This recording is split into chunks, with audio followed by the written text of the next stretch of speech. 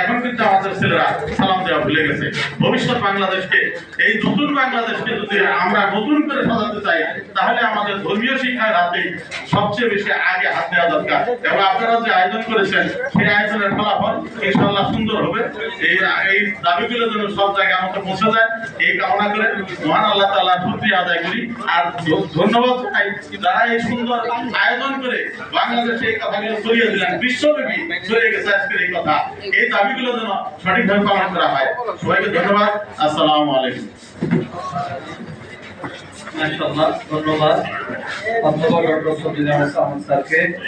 এই পর্যায়ে বক্তব্য নিয়ে আসছেন ডক্টর শহীদুল্লাহ খান মাদানী হাফিজাহুল্লাহ, secretary general Bangladesh Jamiat council. বক্তব্য নিয়ে আসছেন সাহেব ডক্টর শহীদুল্লাহ খান মাদানী হাফিজাহুল্লাহ।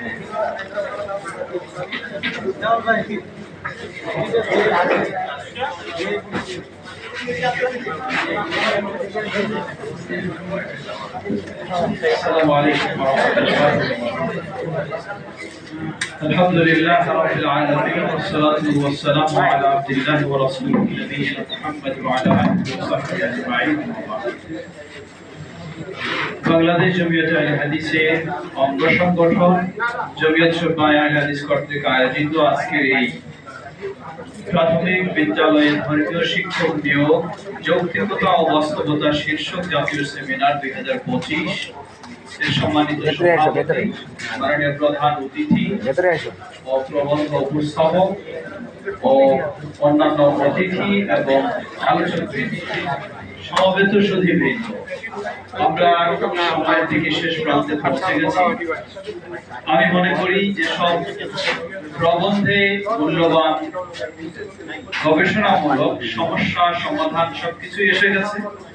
এরপরে বিভিন্ন আলোচক বিভিন্ন দৃষ্টিকোণ থেকে বিষয়গুলিকে উপস্থাপন করেছেন।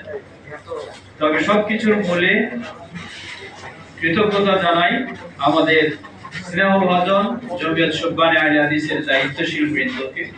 তারা আজকে এই সুন্দর উদ্যোগ নেওয়ায় আমাদের সকলেরই কিছু কথা বলা, কিছু চিন্তা করা, কিছু প্রস্তাবনা পেশ করার সুযোগ হয়েছে। এজন্য তাদেরকে আমার পক্ষ থেকে বাংলাদেশ জমিয়ত আহলে হাদিসের পক্ষ থেকে ধন্যবাদ জানাই। ছোট্ট দু একটি শুধু পরামর্শ, কারণ সব বিষয়গুলি আলোচনা হয়েছে, নতুন করে বলার প্রয়োজন মনে করি না এবং সময় নেই। আজকের এই সেমিনার যেন আজকের এই অনুষ্ঠান থেকেই শেষ না,